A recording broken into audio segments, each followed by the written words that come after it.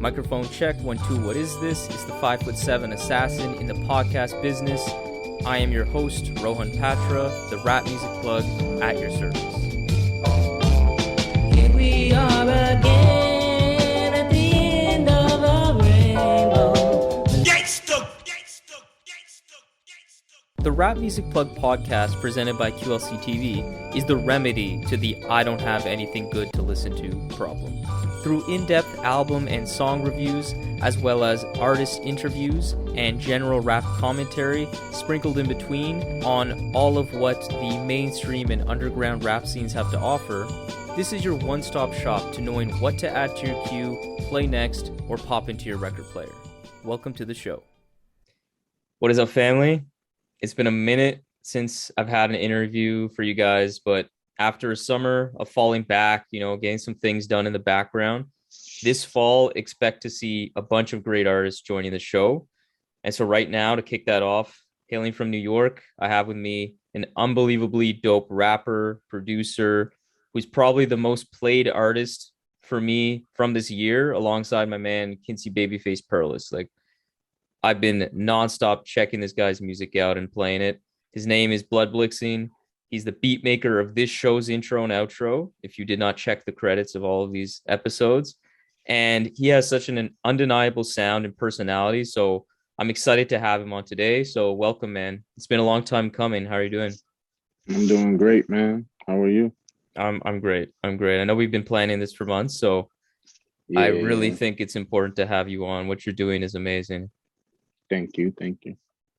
So I want to get started first with your name. Like, what is a Bloodblixing? What does that mean? All right. So back in the day, a lot of my associates was gang banging. You know what I'm saying? They were Bloods. So I associated myself with that. Plus, my favorite color other than black is red. So, and Blixing is a word I created, meaning like I'm styling on them. So blood is styling on them. You know what I'm saying? So that's basically the meaning of my name. That's dope. And when you were growing up, did you always know you'd be making music, or like how'd you get into it? Hell yeah. Like my whole life. Like when I first, like growing up, like I remember always watching music videos. Like I used to be scared of that Busta Rhymes video with the little blue baby. You ever saw that video before? Yeah, that video used to scare me. But but every time I go around my uncles, they're like, "Hey, man." Every time we played Ain't Nothing But a G Thing, you was there mumbling the words. And my mom was like, I knew from a young age you was gonna be into music. And I used to do all types of shit on that. That's dope. Yeah. Like for me, at least, music really, like I got into it obviously just from the listener perspective. In like 05, 06, a friend of mine, we bumped that late registration on like sharing iPod headphones back in the day. Yeah, it's that Busta Rhymes video is actually pretty fucking crazy. Yeah, pretty scary video. I was creeped out. Like I used to like run to my room when he came on the TV. Like as a kid, that shit's mad scary. You know what I mean? Yeah, man. So I first got introduced to you through Iceberg Theory with that Last Symbolist EP in 2020. And since getting into yours, Ice's music, I feel like I've unlocked this like entire new world of hip hop for me that I didn't even know existed. So I feel like you're part of this movement alongside artists like Dolla Will, Mans Dem, Blood Money Perez, and many more that represent such a fresh style of underground hip hop that's just getting stronger and stronger by the day. So like, what do you appreciate the most from this group of artists that you've been heavily collaborating with over the years? Majority of the artists, I'm very impatient person. So working with like $2, you'll get the verse back 2 hours, maybe shorter. Iceberg the same. He'll send a verse back in 20 minutes. You know what I'm saying? Blood Money, it depends on the day.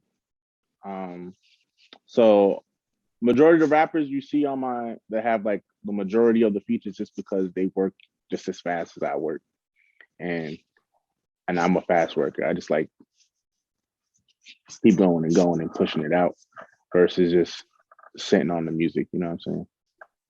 Why you like working so fast? Like, how do you not get like stale and repetitive working that and putting that output so high? When you love something, it don't get old or stale. You know what I'm saying? And plus, music is so easy for me to do. Like it's like I don't have to think. I could just go make music. You know what I'm saying? When I make a beat, it's not. I could just make a beat because it's just that easy. So when I'm making shit, it's like why sit on? You know what I'm saying? Like it's like I've always been told to throw shit at the wall, something might stick.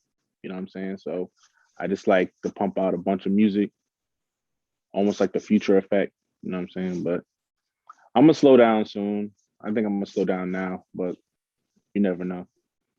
Yeah, you definitely had a pretty wild summer. Oh Pretty yeah, yeah. wild summer. I want to move to a topic I know you receive a lot of questions about and even some hate for too. I love it. I And love it. I want to give you the opportunity to explain the backstory and the reasoning why you've adopted or been inspired by Mach-Hommy album cover styles and titles for many of your projects. To be honest, all that shit was just it was a parody. It was a joke at first. Like I was talking to one of my friends. He does album covers. And I was like, yo, I'm a pose like Mach, you know what I'm saying? So I just posed like Mach at my boy's crib, and I was like, haha, you know what I'm saying? And then I sent it to my boy Danny, and he remade the cover, and I was like, you know what? I don't like wasting album covers. Mach is hot, you know what I'm saying? So I'm like, fuck it, I'm gonna use the damn cover, you know what I'm saying? So, and I'm like, it's not like I'm biting like song for song, like I'm rapping over his beats, you know what I'm Mm-hmm. saying? So I was like, it didn't matter. Then I don't know what made me made the other ones. I think I was just in full parody mode, just full troll. I just took that shit head on, and I was like, "Fuck it, I'm gonna make Hate Heels and Gangmeister." And Gangmaster was another one. I'd even that cover came by accident because I have like a private page, and he's on it, and I post like a picture from like 2011. He was like Gangmeister, and then he just made the cover, and I was like, "Fuck it, I ain't wasting no cover," you know what I'm saying? So Mm-hmm. I'm gonna use it. And Hey Hills was on purpose, you know what I'm saying? You know what I'm saying? I was at my crib, had some flowers. I have Tim's. I got brothers and sisters. Told them niggas come outside, take some pictures. You know what I'm saying? So that's how that cover came along. But I did it because I love Mach. You know what I'm saying? I listen to all his music. You know what I'm saying? So as a fan, it was just like me paying homage to one of the goats in this generation that I fucked with heavy, especially from when we first started. When this shit, the inception, when Griselda was starting to pop off and all that, man, listening to Mach, like I used to always want to quote him, but you can't really quote his lines. You know what I'm saying? Because Yeah, yeah, definitely. they're not really captions for IG They're postings. You know what not I'm saying? Drake. They're not Drake lyrics. They're like the Yeah. So opposite. I used to just sit there and be mad and be like, "What the fuck, bro? Like I want use one of your lines, but none of your lines is actually caption worthy." So um with that, I just went down the rabbit hole. I'm like, what the fuck's a Mach-Hommy? You know what I'm saying? And that's when I found his SoundCloud, and I saw he worked with Earl Sweatshirt, and this is back in like 2014, 15. I'm like, he's with Sweatshirt and shit, you know what I'm saying? So, and his whole enigma of him being just a ghost, because I didn't know what this nigga looked like in 2017. I've been listening to him for like 3 years, you know what I'm saying? Mm-hmm. So that's that's why I one of the reasons why I copied or paid homage to Mach-Hommy and why I fuck with him heavy. Yeah, yeah. For me, it was I think it was 2016, maybe 2016. That God Fahim, the one with like the Super Mario cover. Dump God, Dump Parade, Dump Goat, Dump Goat. The one that's kind of like a compilation. I saw like Mach-Hommy's name like in like 7 songs, and I'm like, who the fuck is this guy? West Side Gun's Fly God. And I didn't really like that album I that just need much to at first. know, how do you know about the God Fahim, but you didn't know about Mach? Yo, I was on like those hip hop sites and I would see the God Fahim drop a project every day. And I was like, who is this guy? Because he keeps getting featured. And then I saw West Side Gun drop albums every day too. And I was like, who are these people?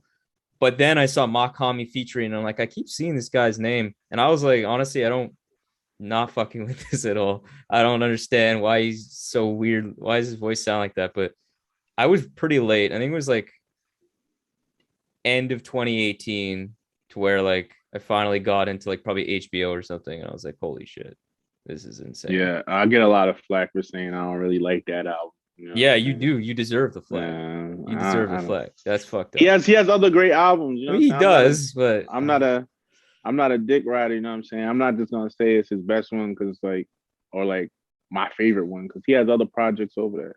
So you're gonna put Dumb God Homie Edition over HBO or HBO over Homie Edition. Yeah. But I love that one too. Like that one's like top 3, top 4 for sure. Because it's like that no. one, La Hurts, the Gat, and probably that one.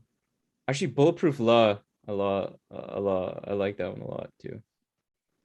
I really like I don't know how anybody got HBO in a top 5. You know what I'm saying? Damn, man. Nah, I couldn't. So you referenced also in your promotion of Butte Beer, your collab with $2 Will, and your Acid Tabs collab with Jackie Scan, both great projects that you were making Al Divino type beats. And then on Pray for Blood, you also have an ode to Sadhu Gold, and I know like you really love his production work. And I find it's really rare to see an artist so open about their inspirations. Like sometimes a lot of people are like weird like that. They want to act like everything is, they don't know anybody else who makes music. It's all their own unique, perfect creation. So all this leads me to ask, like, why do you feel it's important to pay homage and feed off of others to inspire your art? I feel like, well, I know it's like a lost art today to like tell people that you inspired them or like you're the not that the reason I make music, but like you inspired this body of work because it looks like you're dick riding or you're biting. But niggas know how I am, so I'm just straight up upfront about everything. You know what I'm saying? So I'm just like, I don't give a fuck. I'm gonna tell you why I made this tape, why the beats is the way they are. I'm gonna tell you the lines I bit. Like I'm gonna tell you everything because I don't care. So when I was making music, I was listening to a lot of Aldovino beats. So I'm like, let me make beats like this. So I was like, let me tell niggas this is Aldovino type beats because this is what it is. You know what I'm saying? If I made Jay Dilla type beats, I'm like, this is Jay Dilla type beats. And if you listen to a lot of my beats, they're fake Alchemist beats. Like if you really listen to my beats, they're fake Alchemist. I was listening nothing but Alchemist. Like, so it's like fake Alchemist beats, fake Aldovino beats. Pray for Blood. The first 7 beats on there are fake Sadhu Gold beats. Like if you really listen, like, and that's pretty much the reason why. Because I don't really care what people think. I just keep it all the way up front. You can't talk shit. Mm-hmm. You can't tell me, oh, you're biting Aldovino. Nigga, I put it in the post. So like, you can't tell me I'm biting Sadhu Gold. Like I legit did a tribute on the end of the tape, which is basically I bit his beat. Like if you listen to that beat, that's my beat, but it's his beat. But it's my beat. But it's his beat. You know what I'm saying? Yeah, man, you're like that's the thing I really like. You're so unapologetic and honest. Like it's just so refreshing. And because like even how you're talking about it, like so many people would like be so insecure about talking about their music like that. But also like I won't let you say that it isn't like a Bloodblixing beat though. Like I know you're saying it's your inspiration, but for me, like when I listen to that, I hear like with all producers, I'm like, oh, it reminds me of this. Like I'm sure it did for you too, but Like your style is very fucking one of a kind, which is kind of interesting because you do definitely get inspired by others. I get inspired by a lot of music. A And lot of my music is inspired by other rappers. Like some of my beats was Kanye. You know what I'm saying?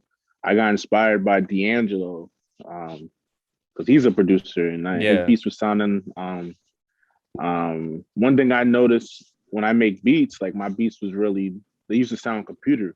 You know what I'm saying? Like the drums used to be like boom boom, tsh, doom doom. And I ain't like that shit. You know what I'm mm-hmm. saying? So I was listening to a lot of D'Angelo, and I heard his, and like his beats was like live. So I wanted to make my beats sound live, and which why they do now. Like they have like a lot of reverb on them. Mm-hmm. Like that's why it's loud as shit. You know what I'm saying? Like my beats is real loud. That's a distinct thing about me. I just like loud music.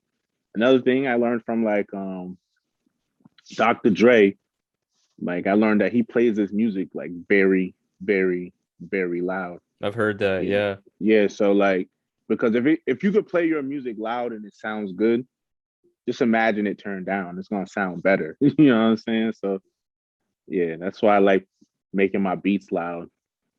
Yeah, there's some songs on Red October. I think is it Goof Killer?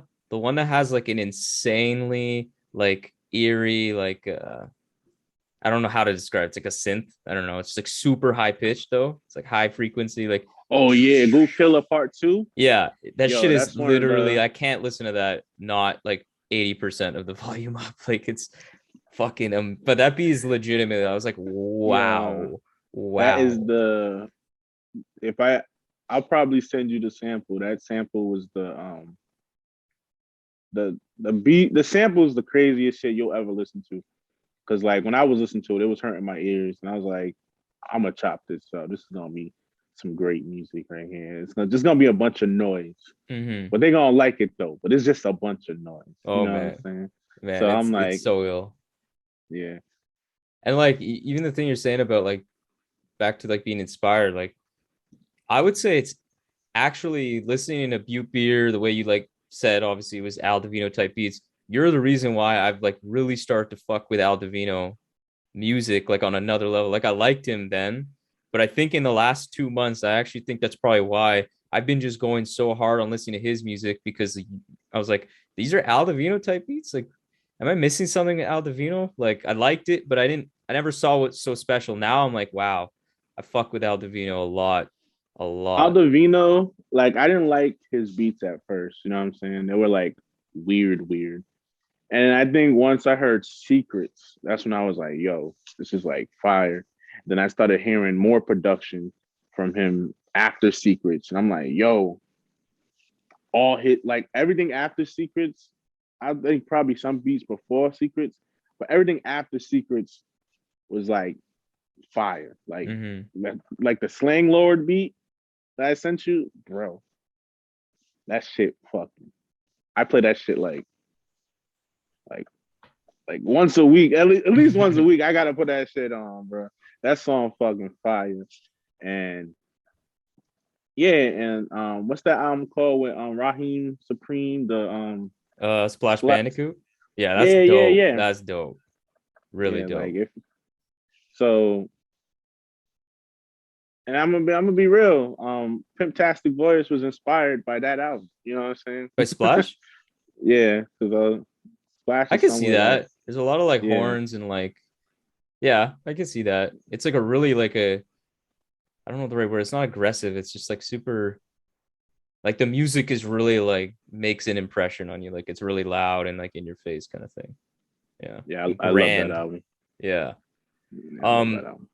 so you're saying your music is like really loud. And I definitely say that like if I characterize your music to someone, it's like abrasive at times, grimy as fuck, but super loud.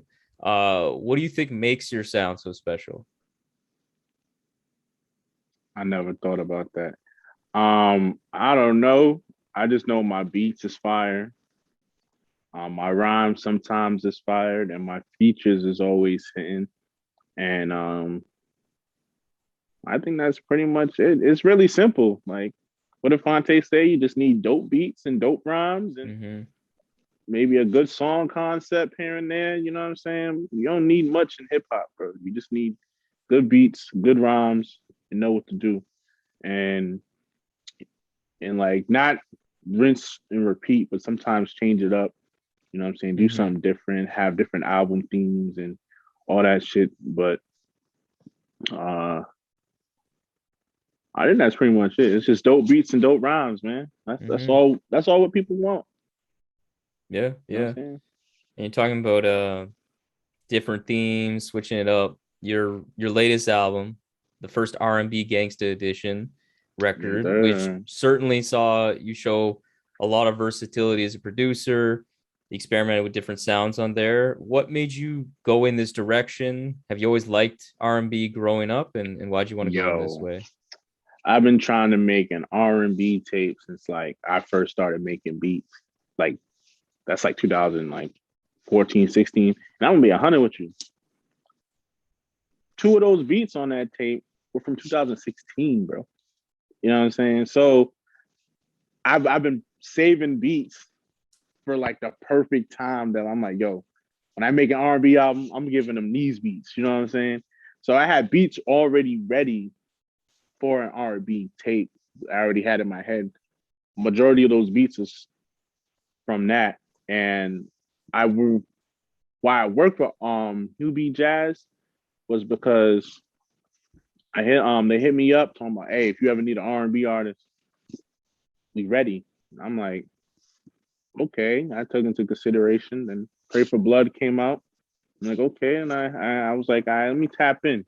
I listened, some fire. So I'm like, hold up, I got an R&B artist right here. Let me bust my artistic nut real quick. You know what I'm saying? So let me, you know what I'm saying? Let me do what I always wanted to do is make an R&B album, and not only that, making an R&B gangster edition because it's just Mm-hmm. like a juxtapose. You know what I'm saying? It's Yeah, totally, like you totally. hear Blood Money saying "gangster edition, bitch," and then she starts singing. You know what I'm saying? It's kind of funny, but it's like still interesting to listen to. Yeah, and like when you finally unveiled the R&B Gangsta Edition, I saw who the artist was. I was like, okay, who is this? I don't recognize the name. But then I realized I kind of did because I feel like you shared it on Twitter or something. I don't know what the record was called. Was it like Planet Jazz or something? She like the WHOBEJAZZ's record. She had one anyway that I remember listening to. And I remember liking it. So I was like, oh, I recognize some of this. I don't know why. And then when I heard it, it was really dope. Um, what was She had the an album up there. I don't know. I think she took it down, but Oh, okay, yeah, because I we think keep you going. like shared the Bandcamp link and I checked it out because you were like, "Oh, this is dope." And basically, that was it. Um, how was it working with her? Like, you guys have a lot of Straightforward. chemistry, man. Like, It was straightforward. I sent the beats. They said send the missiles, and I just sent the beats. You know what I'm saying? I sent the beats. I'm gonna be real. She declined one beat.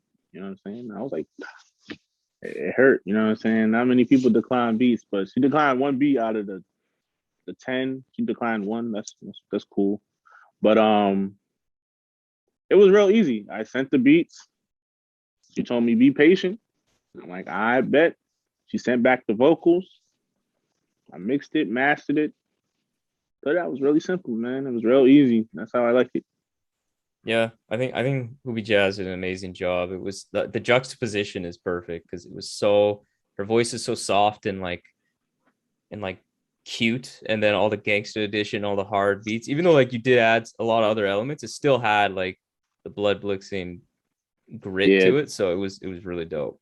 It was really track dope. two is like track one and track two always on repeat. Like Hmm. I love those. I love those them songs. Shout out to Man's them too. Yeah, dope. Yeah, dope verse on that. Yeah. Um, where do you see your sound evolving? Do you think you're gonna go into the R&B world again, or that was just a one time thing? Never, man.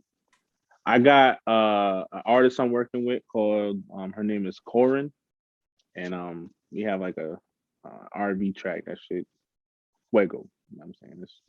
ready to go. That shit fire. You heard? Mhm. So other than that, pretty much just rap.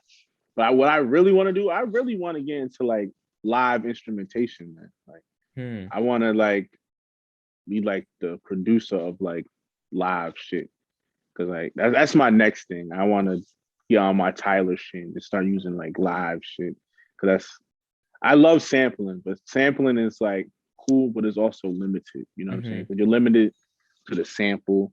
You know what I'm saying? What if the sample don't have these certain strings or chords to make it do this? But even though you can make the sample do that, but I'm like I told you, I'm impatient, so I ain't about to just sit there and you know, like I'm gonna try to make the perfect beat, but I ain't about to sit there for 30 minutes on one beat because that's sometimes if I know it's gonna have a huge payoff. But if the beat ain't made within like 15, 20 minutes, and then I can like sometimes it's quicker than that, but if the beat ain't made in like 15, 20 minutes, that's how I like it. I like making the beat in the base of the beat. Then I'll probably go back over time and be like, oh, I could tweak this. I could add this drum. I could add this sound effect here. And then, you know what I'm saying? After the beat, after I made the beat.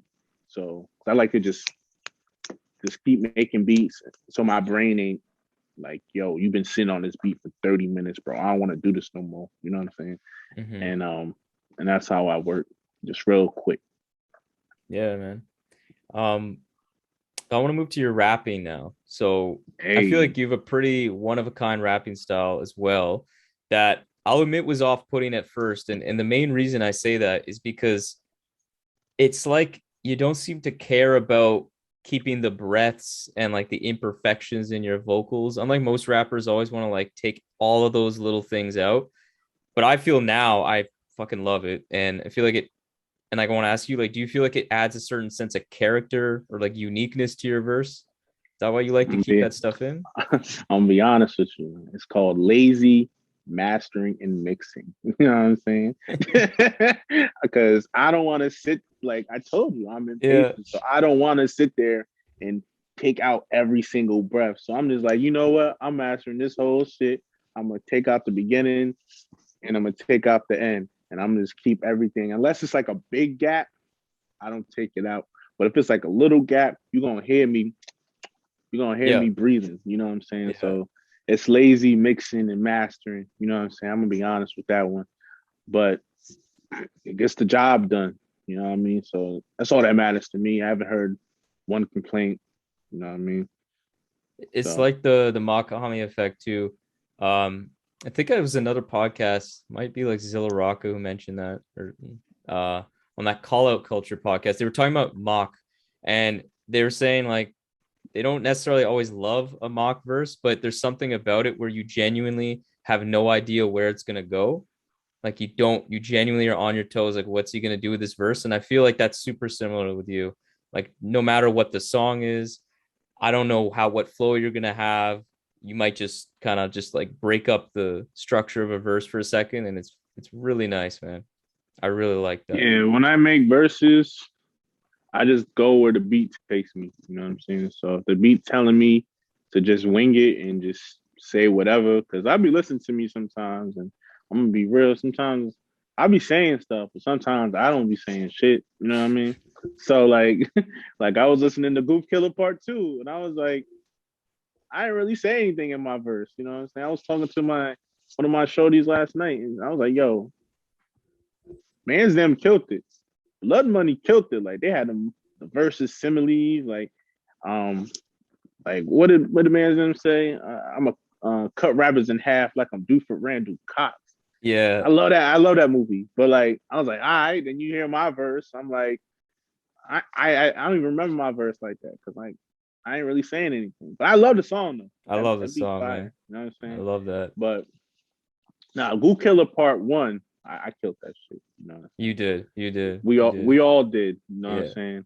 But yeah. And you know, there's like I find there's like a self-awareness and tongue-in-cheek nature to your music that I find really, really dope. I really like that kind of humor, and I find it sometimes shifts my focus away from just how dark the beats and especially some of these rhymes are. Like I think it's the album Fortune Favors the Bold, which I want to get to in more depth later, that some of these lyrics, I was just like, God damn, how did I not catch that? I was like, this is, ooh, like it just hits you like really hard. But I Like find, what like I said, lyrics? some of the humor kind of like distracts me or just like catches my attention first. So like how did you develop this sense of humor, and like why do you like mixing these lighter vibes and this kind of tongue-in-cheek stuff with the more serious and dark content you have in your music? What do you mean by that? Like why do you like to mix like the humor and the light stuff sometimes in your verses with like juxtapose again with just like really hard, dark, gritty content? Oh, so my dark beats and I'm on there like saying some funny shit or something like that. Yeah, or even the same verse. Sometimes you'll say like a super hard thing in like a really funny way, or I'm just like, I don't even know what to feel about that. And I love that. I love that personally. Oh yeah, like on um Give Me My Roses part 3 with Slayton. And I was like, fourth quarter, she receiving the dick, you know what I'm saying? So That like is one of the that's exactly what I'm having in mind. yeah, so I don't know. Like I wrote that verse. Shout out to Slayton, best friend, you know what I'm saying? You one of the goats. I Like really, really like him. he one of the goats. But I wrote that verse chilling with him. And when you heard the song, like we laughing, like that's every session.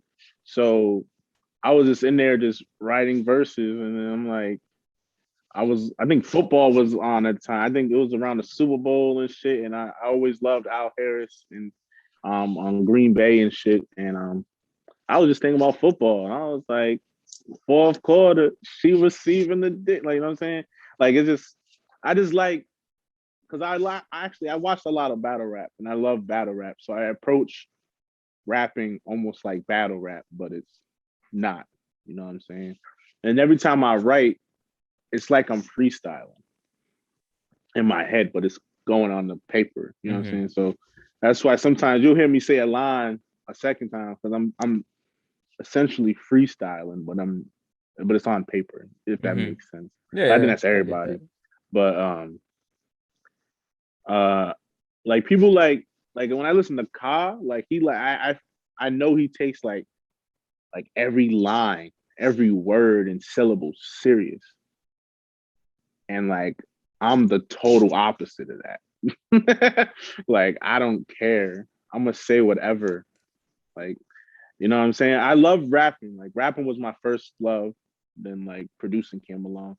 But rapping, I try to make sure it's congruent, like it's still hard, but I just love rapping. I don't want shit to be like mad serious all the time. Plus, I used to listen to Lil Wayne, and Lil Wayne, his music ain't always serious. You Yeah, know what definitely, I'm definitely not. Yeah. saying? So like, I'm like, fuck it, I'm gonna be Lil Wayne. You know what I'm saying? So Yeah, and speaking of keeping things, light, I feel like there's a common connection between you and $2 Will, who's quite easily, yeah, quite easily the funniest rapper I've ever heard by a long, long he's shot. like the underground Weird Al Yankovic. You know what I'm saying?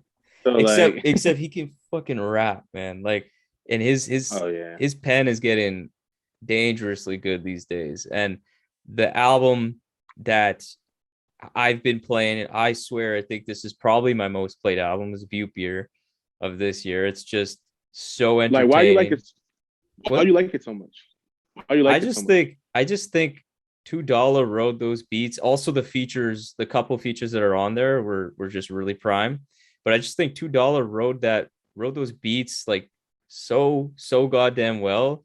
And these I think are my favorite beats from you in that like Aldovino type strain. Just complete I was mad madness. confused. I was like, he's really loving this shit. I was like, in my head, I'm just like, why? Like, I love the album, you know what I'm saying? But I'm like, Yeah. this man loves this album, you know what Man, I I'm love this album, man. saying? I fucking love So, this album. It's like it's just such a nice album to put on. And like I said, it's like you said, it's like you get really funny lyricism from Dolla, but it's just the beats are so like ridiculously good. Like I don't even know what to say. It's like psychedelic, blissful, and just like mad hard too. Like some of those beats are just like nuts. Like I was playing the Track 10, vinyl. bro. I was playing, yeah, in track 10. Like you knew, I don't know if you told me that like after I'd listened to it, but you were, or maybe when you were promoting the album, you're like, yo, track 10's like the best beat I've made. I was like, okay, I'll keep that in mind. And I was like, Bro, wow, track 10, bro. that shit is madness. That's the one I always play when I show people. I was like, yo, play this song, play this song. I think it's the 808 that randomly comes in and Yes, it's that. It's that. It's that. It's like boop. And I'm just like, what is that? It's like it made me laugh, but it was like so fucking hard. Yeah. With the way $2 wrote that shit, I was playing that shit yesterday. I'm like, yo, I played the whole thing front to back. I'm like, yo, this is a great album, though. You know what I'm saying? Iceberg killed it. I think he had Buddha on one of the tracks. Track 5. New groove like Cusco. Yeah. That shit fire, son. No cap. Like I fuck with that shit heavy. What's your relationship with Will? Why do you think your chemistry made BUTTE so great? Because he works fast, bro. Yeah. That's the main. That's number that's like one. That's like, your thing, yeah. I like people that they with it. You know what I'm saying? So, other than that, he's just real supportive. You know what I'm saying? He's always showing love. You know what I'm saying? I fuck with that heavy. You know what I'm saying? So, and I found out he told me he was one of the people that was mad I copied Mach, and then he found out like, yo, his music actually kind of fire. You know what I'm saying? So like damn, I can't really hate no more because like the songs is hard. You know what I'm saying? He might have copied my favorite rapper, but like the songs is fire. But other than that, $2 just one, he be spitting. Two, he works fast and he's always showing love. You know what I'm saying? So that just gravitates people towards you. When you're always showing people love, that makes people want to work with you. You know what I mean? Yeah, totally. And BUTTE was part of this long-running Gangsta Edition series that we've mentioned now multiple times.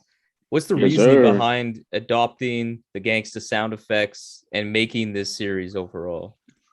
Okay, so it started off because I wanted to do a Dump God edition, and I asked Fahim, and in other words, he said no. You know what I'm saying? So I was like, you know what? I'm gonna make my own edition, and I love gangsta grills.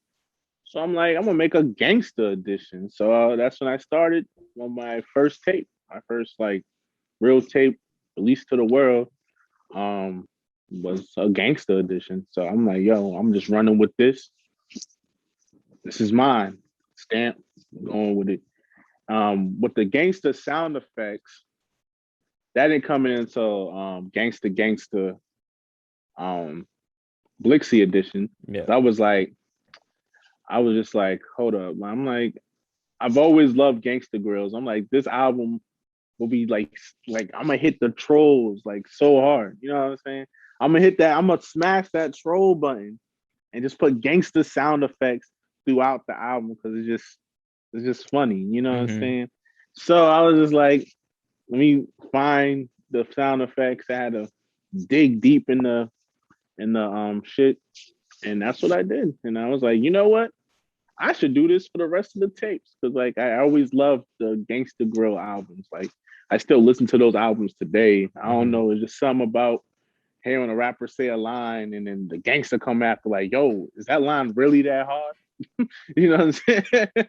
Maybe, but like, so and all my gangsters, they're like strategically placed. They're strategically placed, yeah. I know you mentioned that Link Loan project. You're like, you added the gangsta sound effects on the second, like on a different iteration. Yeah, because on the first one, he wanted to do a tape. I'm like, make it a gangsta edition, but I wasn't really like that deep into making it like with my sound effects yet. It's like, you know what I'm saying? Until this year. So I was like, let me make and I'm up like, yo, let me redo it and use my sound effects. And he said bet. So that's what happened with that. But I just hope DJ Drama don't find out. You know what I'm saying? And DCMA my ass. You know Oh what no, we're not gonna let that happen. But I mean, I'm saying? we'll see. Um, no man. Speaking of Link, then that Decibels project is like crack. Is crack. That's actually the first tape with Al Divino beats. I'm gonna be honest. That's the first one. It doesn't Uh, have like the effect, but like we was working on um Spirits Are High, but I was like, yo, I got some beats that I'm never gonna use. What if I just like sped them up? And he was like, all right.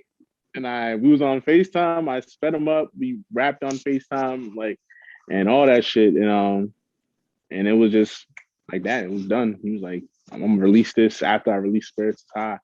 And I was like, bet. And that was like the first Al Divino type beats right there. I just made them fast because all his beats are like was like fast. yeah, You know what I'm weird saying? timing. Yeah. No, Yeah. that one's so good. That one is so good. I Yeah, I think I love was that too. actually just listening to that around the time Deep Beer came out. It's funny how that kind of links, I guess. Yeah. Um, Link.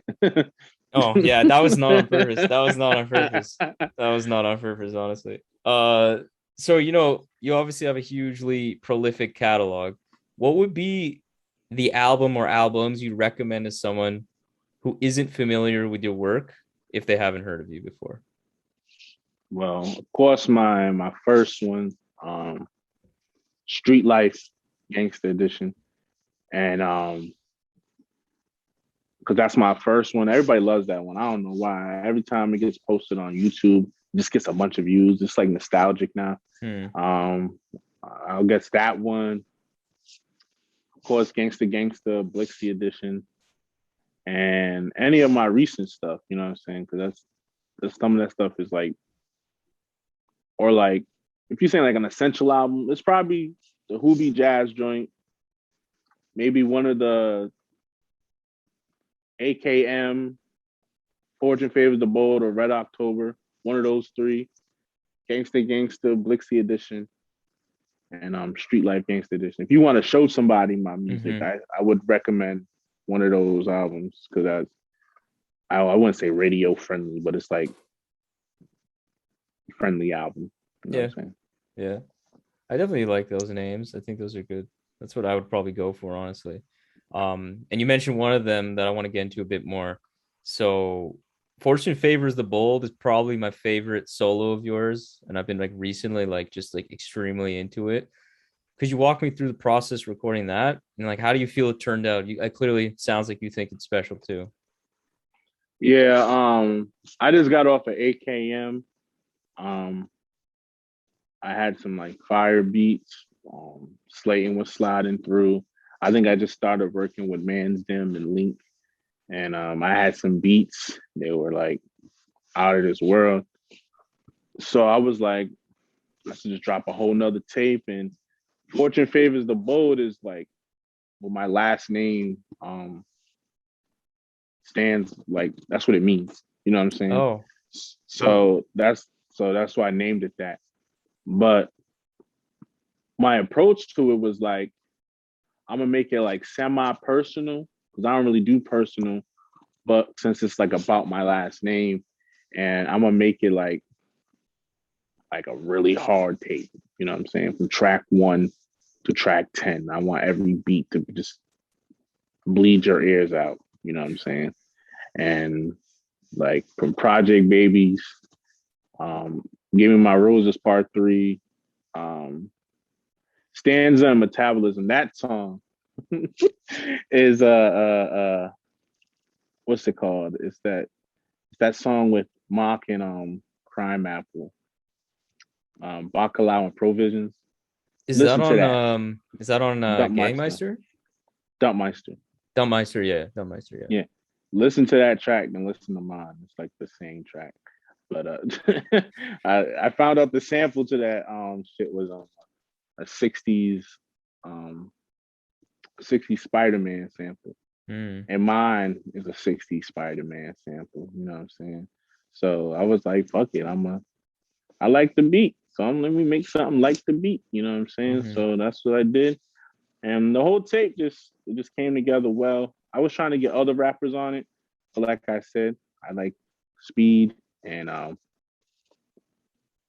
Man's Then was receiving that speed. You know what I'm saying? Blood Money at the time, he was doing the same thing, and same with Slayton because he was just coming through with just lay down verses, and that's pretty much how it was made. I was just having fun and trying to make some little more personal music. You know what I'm saying?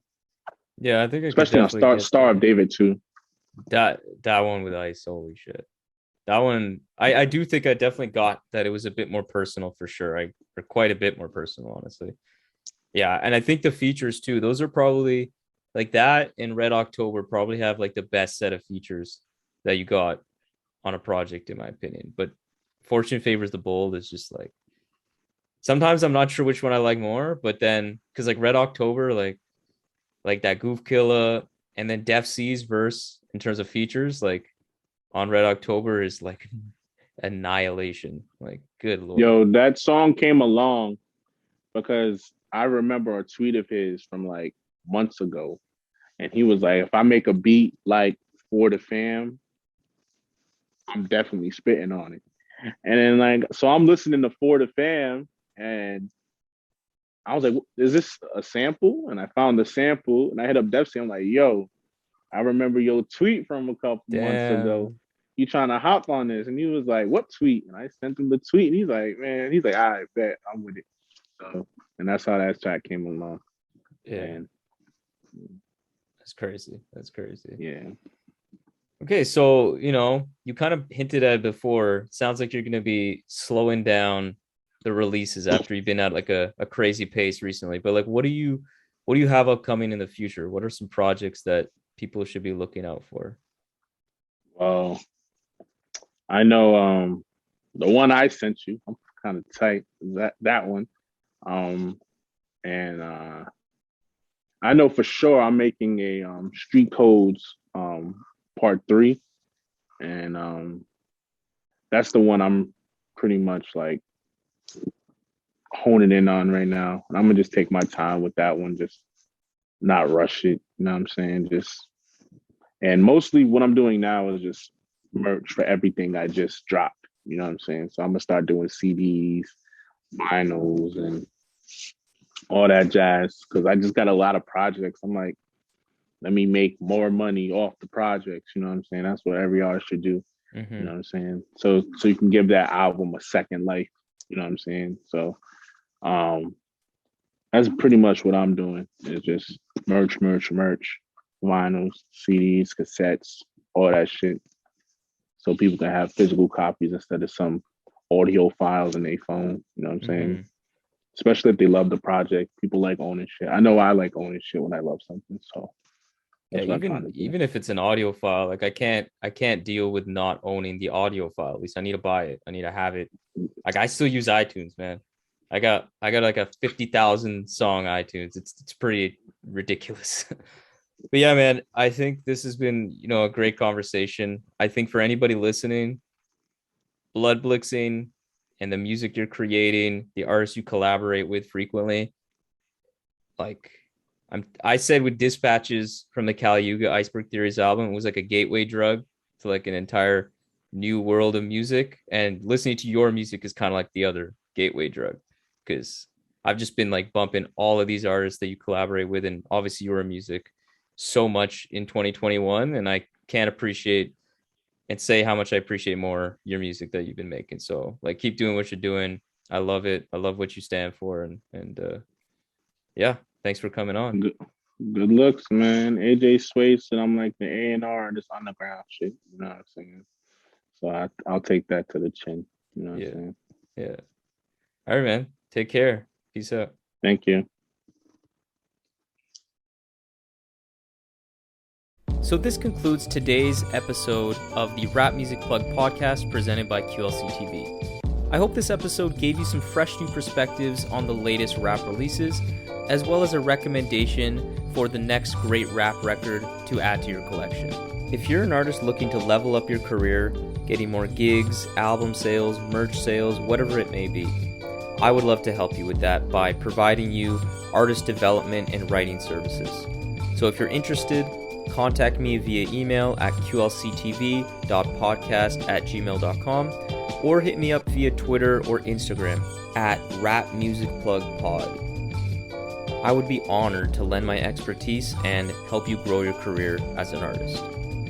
And also for regular rap fans that just want to hear more quality commentary on the genre, follow me on Twitter and Instagram as well. For exclusive content and updates related to the show, follow the Rap Music Plug podcast on Facebook to help the show grow and ensure that everyone's listening to the best rap music at all times. Follow the show on the podcast platform of your choice. Make sure you leave a review and rating on Apple Podcasts so that the show can be spotlighted by that wonderful algorithm and be exposed to more people. You can find all of this information along with exclusive playlists created by myself by clicking the link that's in the episode's notes. So that's all for today. Talk to you soon. Peace.